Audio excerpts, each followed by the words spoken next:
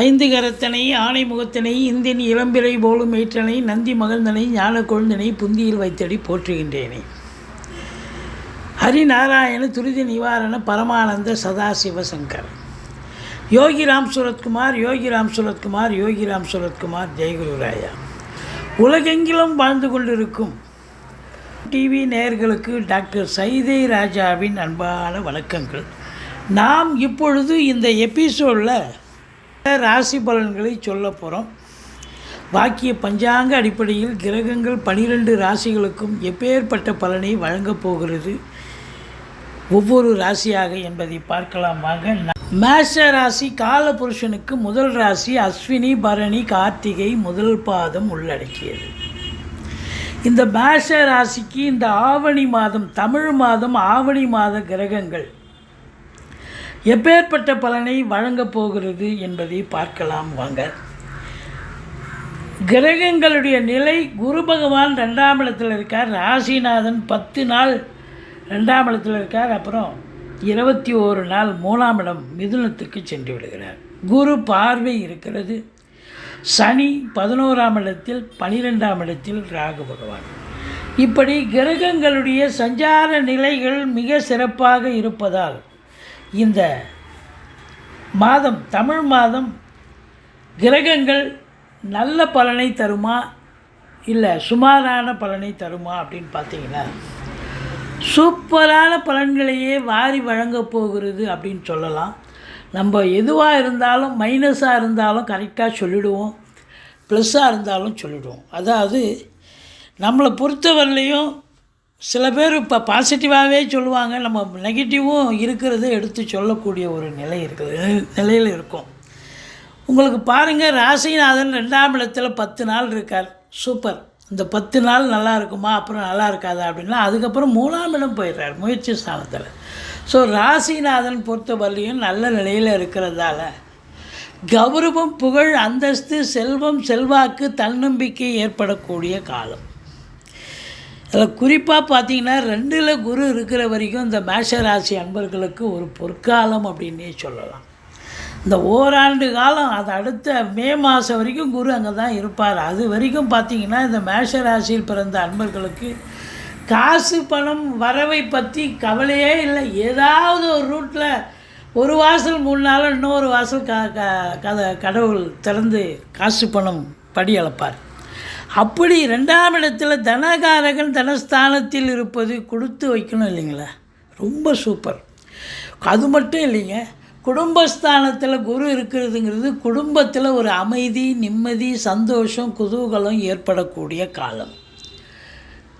உங்கள் வாக்கு ஸ்தானமும் கூட, வாக்கு ஸ்தானத்தில் குரு வந்து அமர்ந்தாருன்னு சொன்னால் அப்போ உங்கள் வாக்கு பலிதமாகும். பலிதம் சொன்னால் எல்லாருக்கும் எப்படி பலிதமாகும்? இப்போ உதாரணமாக ஒரு ஜோசியர் இருக்கார், அவருக்கு வேணால் வாக்கு பலிதம் ஏற்படலாம். அவருக்கு தொழில் நல்லா பிரம்மாண்டமாக நல்லா சென்று நல்லா சம்பாத்தியம் பண்ணலாம். இப்போ வழக்கறிஞர்கள், ஆசிரியர்கள், இவங்களுக்கு எப்படி? இவங்களுடைய வாக்கு செல்வாக்கை பெறும்.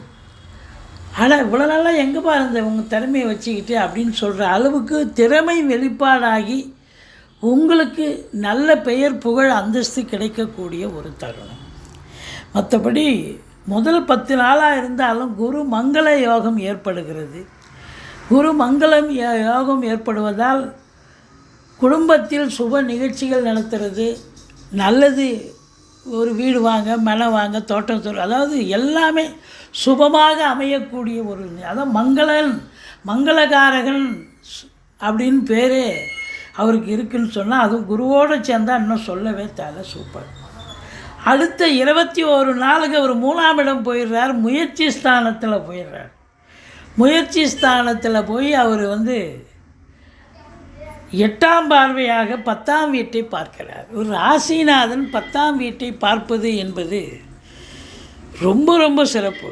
அப்போது உங்களுடைய சிந்தனை, செயல்கள், எண்ணங்கள் இதில் எல்லாத்தையும் தொழிலில் போட்டு நல்ல தொழிலோ உத்தியோகமோ நீங்கள் எந்த வேலை பார்க்குறீங்களோ அதில் உங்கள் முழு முயற்சியை ஈடுபட்டு சம்பாத்தியத்தை பெரிய லெவலில் கொண்டு வருவீங்க, சாதனை புரிவீர்கள் அப்படின்னு சொல்லலாம்.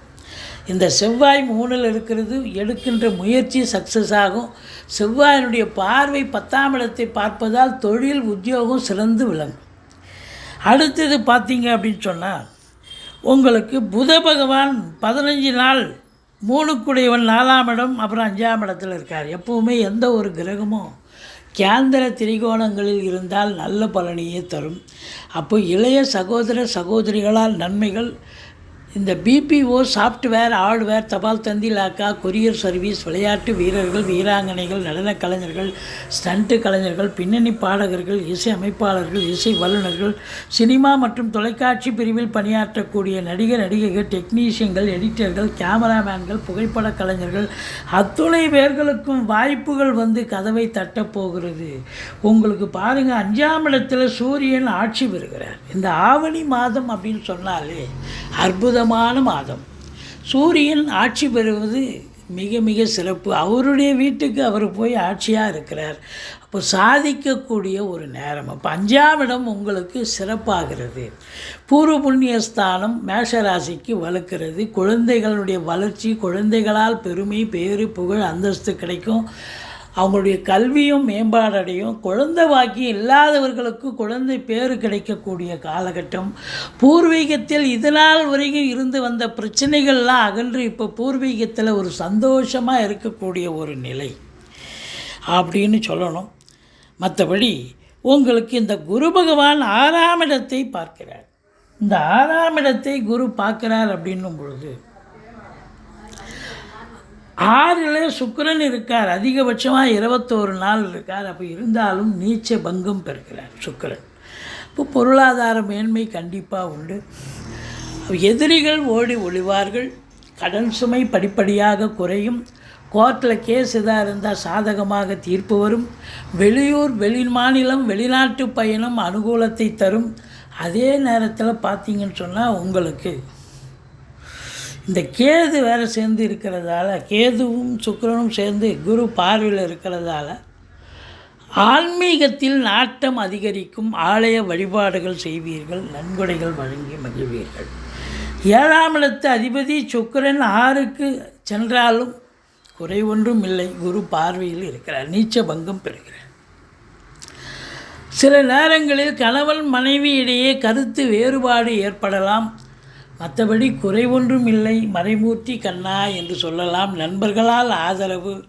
கூட்டு தொழில் சிறந்து விளங்கும். திடீர் அதிர்ஷ்ட வாய்ப்புகள் ஏற்படும். வரா கடன்கள் வசூலாகும். இன்சூரன்ஸ் பணம் கிளைம் ஆகி கைக்கு வரக்கூடிய காலகட்டம். வாரிசே இல்லாத குடும்பங்களுக்கு உங்களை வாரிசாக நியமித்து அவங்களுடைய சொத்து பத்து நகை நட்டு லிக்விட் கேஷ் உங்கள் பெயருக்கு மாற்றி எழுதக்கூடிய விபரீத ராஜயோகம் ஏற்படும். இந்த 9ஆம் இடத்தை செவ்வாய் பார்ப்பதால் தந்தைக்கும் உங்களுக்கும் ஒரு நல்ல ஒரு அண்டர்ஸ்டாண்டிங் ஏற்பட்டு தந்தைக்கு அனுகூலங்களை தருவீர்கள். இல்லை தந்தையால் உங்களுக்கு அனுகூலம் கிடைக்கும்.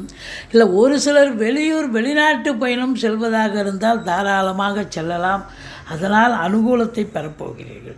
இந்த செவ்வாய் பகவான் 8ஆம் பார்வையாக 10ஆம் வீட்டை பார்ப்பதால் காவல்துறை, தீயணைப்புத்துறை, மருத்துவத்துறை, இராணுவத்துறை, ஐஏஎஸ், ஐபிஎஸ், ஐஎஃப்எஸ் அதற்கு நிகரான பணியில் இருக்கும் அன்பர்கள், ரசாயனத்துறையில் இருப்பவர்கள், கடைநிலை ஊழியர்கள், இன்னும் பிற அரசு ஊழியர்கள், செங்கல் மணல் ஜல்லி ஹார்ட்வேர்ஸ் போன்ற பிரிவில் பணியாற்றுபவர்கள், ஃப்ளாட் ப்ரமோட்டர்ஸ், பில்டர்ஸ், கட்டிடக் கலைஞர்கள், இடம் வாங்கி விற்கக்கூடிய அன்பர்கள், இவங்க எல்லோருக்கும் பார்த்திங்கன்னா ஒரு அற்புதமான காலகட்டம்.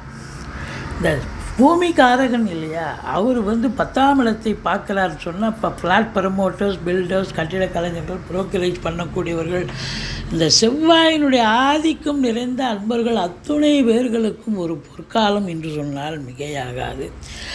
புதுசாக வேலைவாய்ப்புக்காக முயற்சி பண்ணுறவங்களும் இளைஞர்கள் வேலைவாய்ப்பு கண்டிப்பாக கிடைக்கும். இல்லை தொழில் பண்ணணும்னு நினச்சா தொழில் பண்ணுங்கள். தொழிலும் சிறப்பாக செல்லும். மற்றபடி உங்களுக்கு 11ஆம் இடத்து அதிபதி சனி பகவான் உங்களுக்கு பாருங்கள் எங்கே இருக்கிறார் அப்படின்னாக்கா, அவர் 11ஆம் இடத்தில் இருக்கிறார். 12இல் அமர்ந்திருக்கும், அதாவது ராகுவனுடைய சாரம் பெற்றிருக்கார். அப்போது உங்களை பொறுத்தவரையிலையும் அந்நிய பொருளாதாரம் வீடு தேடி வரும். வெளிநாடு போகணும்னு நினைக்கக்கூடியவர்கள் தாராளமாக செல்லலாம். இரும்பு சார்ந்த துறை, அதாவது சின்ன லேக் ஃபேக்ட்ரிலேருந்து பெரிய கம்பெனி வரைக்கும் இரும்பு இல்லாத உபகரணங்கள் இல்லை. அப்போது அதில் பணியாற்றக்கூடிய சின்ன கம்பெனியாக இருக்கட்டும், பெரிய தொழிற்சாலையாக இருக்கட்டும், தொழிலாளிகள் முதலாளிகள் அனைவர்களுக்கும் அற்புதமான ஒரு மாதம். அது மட்டும் இல்லைங்க, உங்களுக்கு பூமிக்கு அடியில் நிலக்கரி சுரங்கம் பெட்ரோலியம் ப்ராடக்டில் பணியாற்றுபவர்களுக்கும் சிறப்பான காலகட்டம். இந்த ராகு பகவான் 12இல் இருப்பது என்பது மிக மிக சிறப்பு. அவர் பாருங்கள் சனிச்சாரம் வாங்கியிருக்கார், சனி ராகுச்சாரம் வாங்கியிருக்கார், ராகு சனிச்சாரம் வாங்கியிருக்கார். அப்போ ஒருத்தருக்கு ஒருத்தர் ஒரு அண்டர்ஸ்டாண்டிங்காக வேலை பார்ப்பாங்க. அப்போது உங்களை பொறுத்தவரையிலையும் இந்த வெளியூர் வெளிநாட்டு பயணம் அனுகூலத்தை தரும், நல்ல சம்பாத்தியத்தை ஏற்படுத்தி தரும். தாராளமாக உள்நாட்டு வாணிபம் வெளிநாட்டு வாணிபம், ஏற்றுமதி இறக்குமதியாளர்கள், ஷேர் மார்க்கெட்டில் இன்வெஸ்ட் பண்ணுறவங்க, ஸ்பெக்குலேஷன் பண்ணுறவங்க, ஆன்லைன் பிஸ்னஸ் பண்ணுறவங்க, ஹோட்டல் பிஸ்னஸ் பண்ணுறவங்க, இவங்களுக்கெல்லாம் சிறப்பான காலம். தாராளமாக நம்பி வெளிநாடு போகலாம். இந்த குரு பாருங்கள், குரு பகவான் வாங்கியது செவ்வாய் சாரம். செவ்வாய் உங்கள் ராசிநாதன் பூமிகாரகன் செவ்வாயினுடைய சாரம் பெற்றிருப்பதால் அப்போ பூமி சம்பந்தப்பட்ட தொழில், இந்த காவல்துறை, தீயணைப்புத்துறை, மருத்துவத்துறை, இந்த யூனிஃபார்ம் போட்ட அன்பர்கள், இவங்க எல்லாருக்கும் பார்த்திங்கன்னா அரசு தனியார் துறையாகட்டும் அரசு துறையாகட்டும் அற்புதமாக சம்பாத்தியம், அற்புதமான ஒரு மாதம், சந்தோஷமாக வேலை பார்க்கக்கூடிய ஒரு சூழல் ஏற்படும். மொத்தத்தில் இந்த மேஷ ராசி அன்பர்களுக்கு 24, 25, 26 தமிழ் தேதியை தான் குறிப்பிடுறோம். ஆவணி 24, 25, 26 சந்திராஷ்டம நாட்களாக வருவதால் மிகுந்த எச்சரிக்கையோடு இருங்க. சந்திராஷ்டமம்னு சொல்லிக்கிங்க, மற்றபடி எந்த குறையும் இல்லை. இந்த மாதம் ஆவணி மாதம் மேஷ ராசியில் பிறந்த அன்பர்களுக்கு ஒரு அற்புதமான ஒரு மாதம். முருகப்பெருமானை வணங்குங்கள், மற்றபடி உங்கள் துர்க்கையை வழிபாடு செய்யுங்கள். வாழ்க்கை வளமோடும் நலமோடும் அமையப்போகிறது.